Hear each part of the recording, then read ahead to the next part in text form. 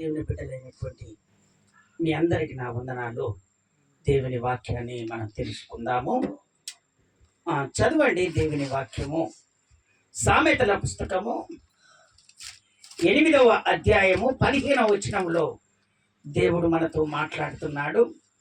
సామెతల పుస్తకము 8వ అధ్యాయము 15వ వచనం. నా వలన రాజులు ఏలుదురు, అధికారులు న్యాయాన్ని బట్టి పాలన చేయుదురు. స్తోత్రం చెప్తారా ఒకసారి గట్టిగా?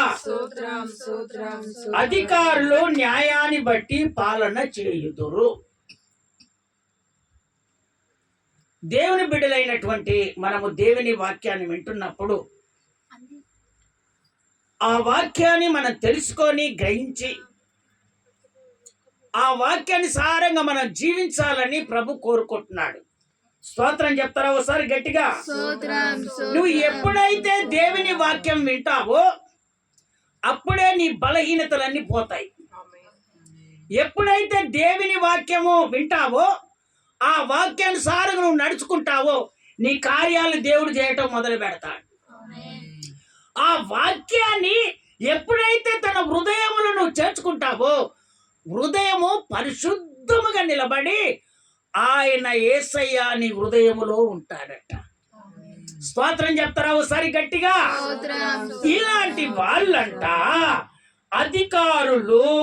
ఇలాంటి అధికారులంట న్యాయాన్ని బట్టి పాలన చేస్తారట. స్తోత్రం చెప్తారా ఒకసారి గట్టిగా? అయితే ప్రభు మొట్టమొదట ఈ భూమి మీదికి దేవుడు కుమారుని పంపించినప్పుడు కుమారునికి చెప్పినటువంటి మాట ఏందో తెలుసా? నీకు సర్వ అధికారము ఇయ్యబడింది. స్తోత్రం చెప్తారా ఒకసారి గట్టిగా? ఇంకొకసారి గట్టిగా చెప్తారా? అందుకనే నా దేవుడు తండ్రి సర్వ అధికారం ఇచ్చాడు గనుక ఈ భూమి మీద ఆ అధికారాన్ని బట్టి న్యాయముగా తీర్పు తీర్చాడు, న్యాయముగా పరిపాలన చేశాడు. ఏదైతే దేవుడు అనుగ్రహించాడో అదే ప్రకారంగా నా దేవుడు ఆ ప్రకారంగా కుమారుడు జరిపించాడు. ఎక్కడ కూడా రాజు పడలేదు. స్తోత్రం చెప్తారా ఒకసారి గట్టిగా? ఎక్కడ కూడా దేవుడు రాజు పడినట్టుగా ఎక్కడ లేదు. కుమారుడు తండ్రి ఏదైతే చెప్పాడో అదే ప్రకారంగా నడుచుకున్నాడు.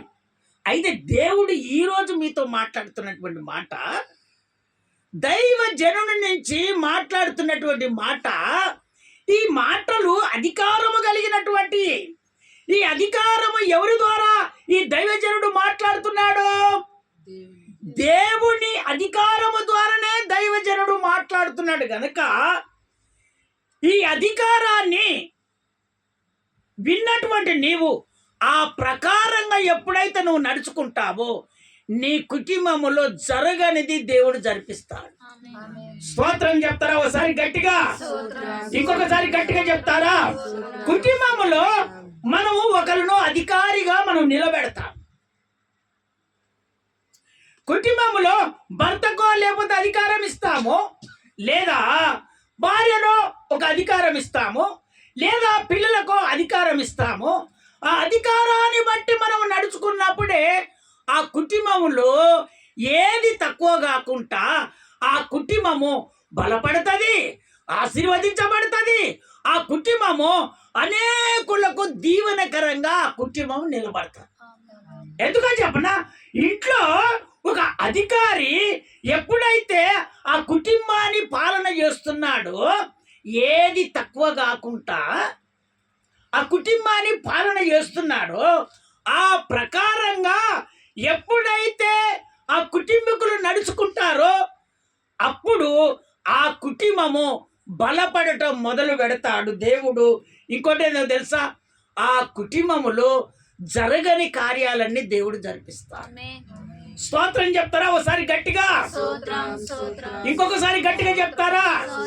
ఎప్పుడైతే కుటుంబంలో ఒక అధికారి ఉన్నప్పుడు, ఆ కుటుంబాన్ని చూసుకుంటున్నప్పుడు, ఆ అధికారికి మనము ఎదురు మాట్లాడకూడదు.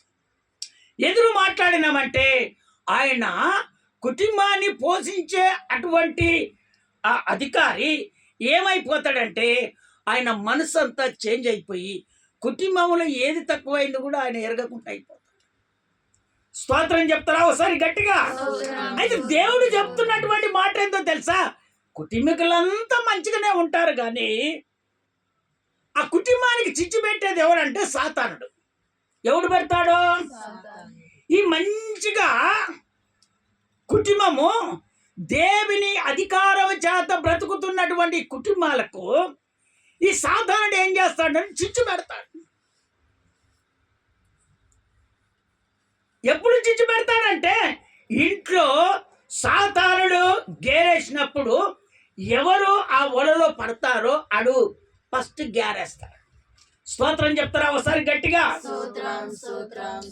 అప్పుడు ఎవరైతే ఆ మాట వింటారో, ఎవరైతే ఆ మాటకు లోబడతారో, ఎవరైతే ఆ సాతాను బంధకాలకు లోబడతారో వెంటనే ఆ సాతానుడు ఏం చేస్తాడో తెలుసా? ఇక పట్టేసుకుంటాడు. పట్టేసుకొని ఏం చేస్తాడో తెలుసా?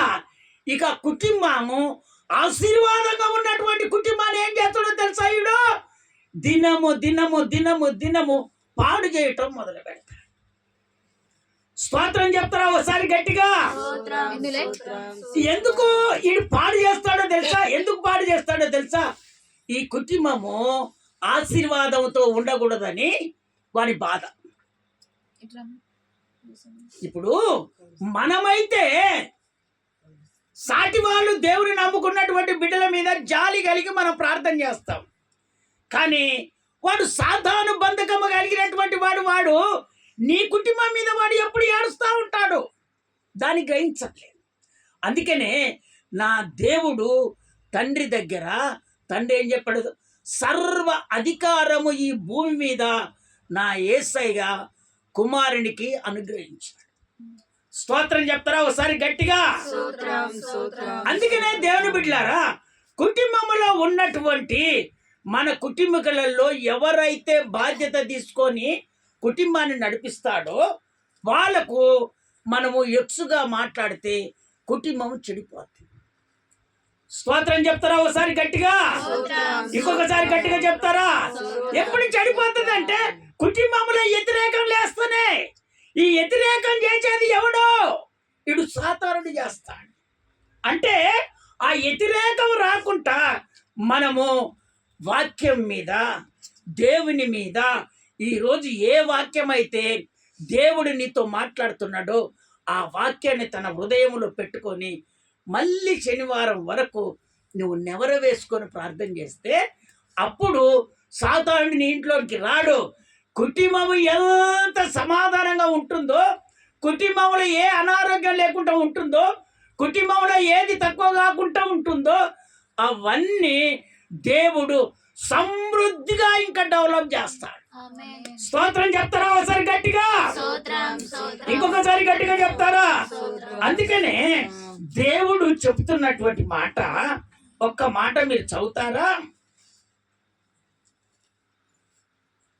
అధికారిని అంట మనము శపింపకూడదట.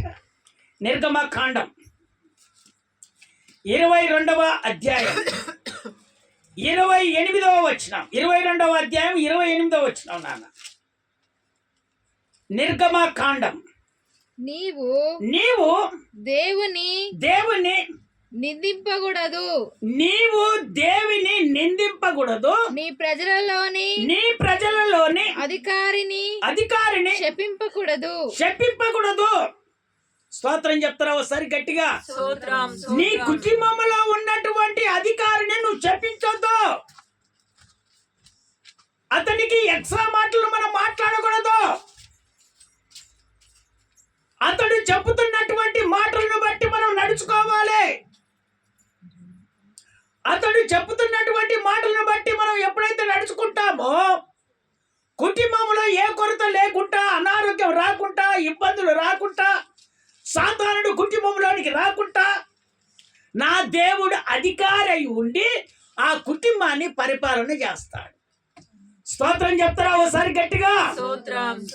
ఇంకొకసారి గట్టిగా చెప్తారా?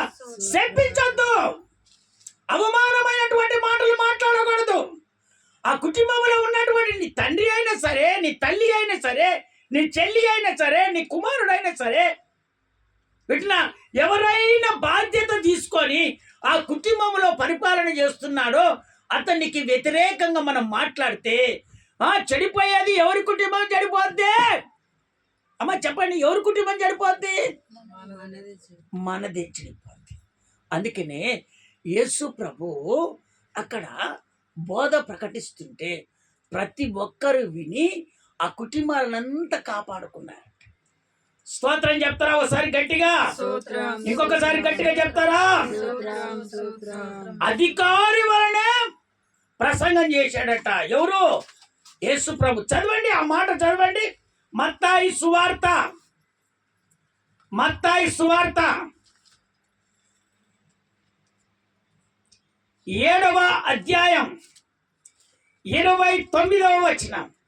7వ అధ్యాయం 29వ వచనం. మత్తయి సువార్త.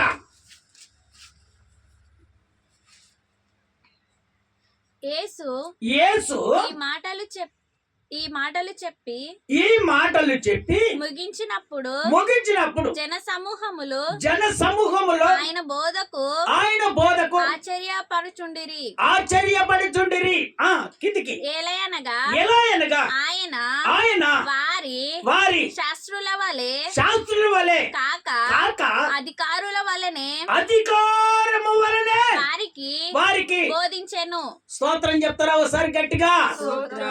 ఆయన దేవుడు సర్వ అధికారము తండ్రి ఇస్తే ఆ అధికారము ప్రకారంగానే ప్రసంగం చేశాడు, గాని ఎక్కడ కూడా రాజీ పడలేదు. స్తోత్రం చెప్తారా ఒకసారి గట్టిగా? మళ్ళీ రిపీట్ చేయి, ఆ మాట రిపీట్ చేయి.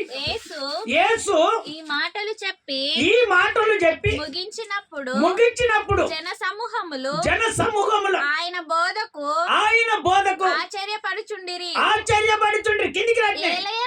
ఎలాయనగా ఆయన వారి శాస్త్రులు అంటే దొంగలు. వీళ్ళు ఈ దొంగలు ఎవరో తెలుసా? ఎవడు డబ్బులు ఇస్తే ఆ కుటుంబాన్ని చెడగొడతారు.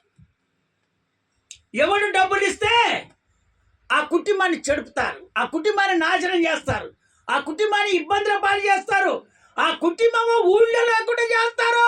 వీళ్ళు ఎవరు? శాస్త్రులు. వీళ్ళెవరో తెలుసా? దేవుని అంగీకరించినటువంటి వాళ్ళే. వీళ్ళంతా దేవుని నమ్మి శుద్ధి కలిగి దేవునితో అనుబంధం పెట్టుకొని కుటుంబాలు ఆశీర్వదించబడుతుంటే వాడు ఏం చేస్తాడంటే అక్కడ చెప్పి ఇక్కడ చెప్పి ఇంట్లో కుటుంబాలను వేరు చేస్తారు. అప్పుడు ఏం పోతుందంటే దరిద్రత వచ్చేస్తారు, సాతాను ప్రభావం వచ్చేస్తుంది. అందుకనే నా ప్రభు చెప్తున్నాడు, ఇదిగో శాస్త్రుల వలె కాక, నామకార్థుల లెక్క కాక, అన్య జనుల లెక్క కాక అధికారము గలవాని వలె వారికి బోధించెను. ఇది పరిపాలన. స్తోత్రం చెప్తారా ఒకసారి గట్టిగా? ఇంకొకసారి గట్టిగా చెప్తారా? అందుకనే దేవుని బిడ్డలారా, నా తండ్రికి అన్ని తెలుసు కనుక కుమారుని ఈ భూమి మీదకి పంపించి, ఇదిగో ఎక్కడ కుటుంబం చెడిపోతుందో ఆ కుటుంబాన్ని నా దేవుడు ఇదిగో కట్టడం మొదలు పెట్టాడు. స్తోత్రం చెప్తారా ఒకసారి గట్టిగా? ఎవరు కూడా ఆయన ఉద్దేశం ఏంటంటే ఎవరు కూడా నశించిపోకూడదు. నేను వచ్చినప్పుడు వాళ్ళంతా నాతో పాటు నా రాజ్యంలో చేర్చబడాలని ఆయన ఆశ. అట్టాడి దేవుడు నీ కుటుంబంలో ఏదైనా తక్కువ అయితే ఆయన ఊరుకుంటాడా? నీ కుటుంబంలో నువ్వు బాధపడుతుంటే ఆయన ఊరుకుంటాడా? అందుకనే హృదయ అంతరంగం ఎరిగినటువంటి దేవుడు ఏదైతే బోధించమని చెప్పాడో అదే, శాస్త్రుల వల్ల కాక దేవుని అధికారం నా తండ్రి ఏ విధంగా చెప్పాడో అదే నేను బోధిస్తున్నాను. బోధిస్తే అక్కడ ఉన్నటువంటి వాళ్ళంతా ఆ బోధకు ఆశ్చర్యపడ్డాడు.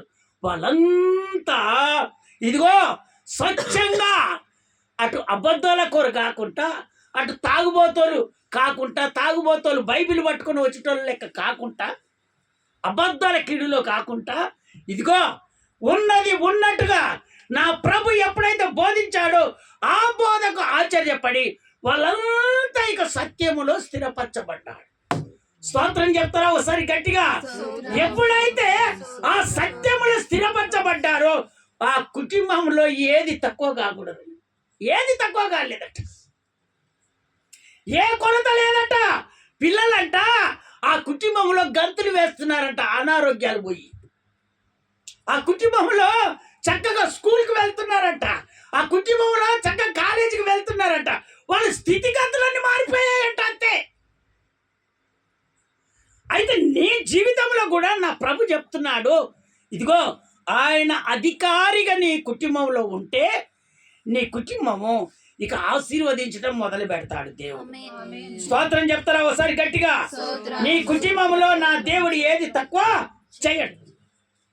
అందుకనే నా ప్రభు ఏ విధంగా నీకు నేర్పుతున్నాడో ఆ ప్రకారంగా వాళ్ళ మాటలు వీళ్ళ మాటలు నీ చెవులో పెట్టుకోకుండా, నీ ధైర్యము కోల్పోకుండా నువ్వు దేవుడి చెప్పినట్టుగా నువ్వు నడుచుకుంటే నీ కుటుంబాన్ని దేవుడు అంచెలంచెలుగా ఎదిగిస్తాడో, ఏ అనారోగ్యం రానియడు.